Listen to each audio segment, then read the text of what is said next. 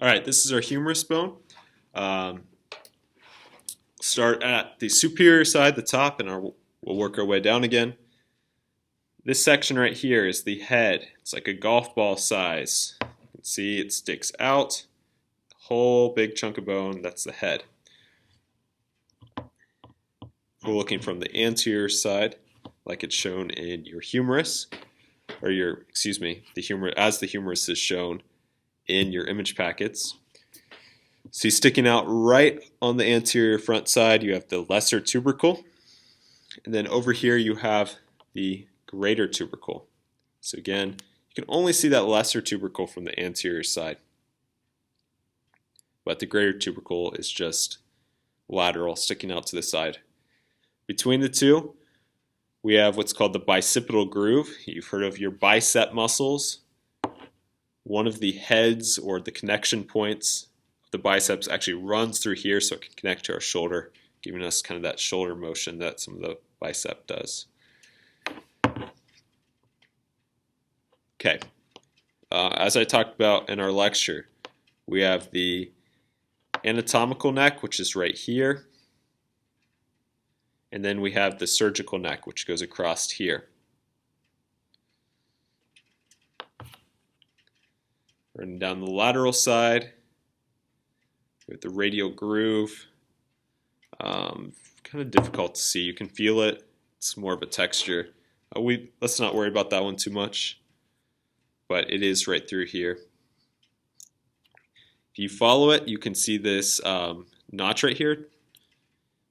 Hopefully you can see that in the video where it kind of just drops down a little bit, drops inwards and gets almost thinner right there. That section is the deltoid tuberosity. That's where your deltoid muscle connects. The whole tube is the shaft of the humerus. Just like there's the body of the bone, the shaft of the bone is pretty similar. Coming down, you see the shaft then flares at the bottom. See how it gets wider all of a sudden? These sections where it gets wider, those are the supracondylar ridges. There's one on the medial side, right here, and there's also one on the lateral side, over here. If you see this shadow, this little gap down here,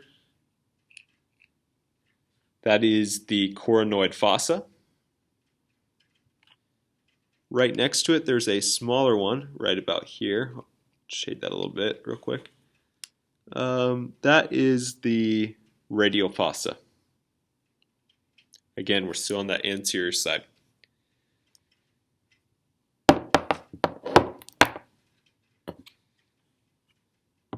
Same one, just different bottom section. Again, this is actually a better view. You can see right there, someone has put a dot on the coronoid fossa and then also another dot on the radial fossa.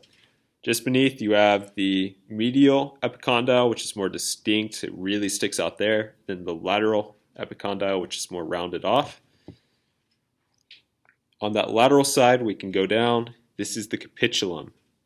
You see this hunk of bone. This might be difficult to see in the video, but this right there, that's actually a good view. So we can see how it's got a section here, section here, section here.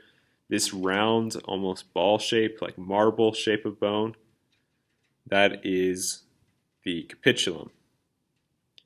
Then we have these two.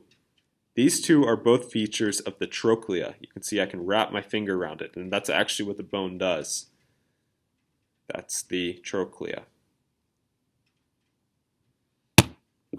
On the back, we have the olecranon fossa. It is right there, that shaded part where it dips inward.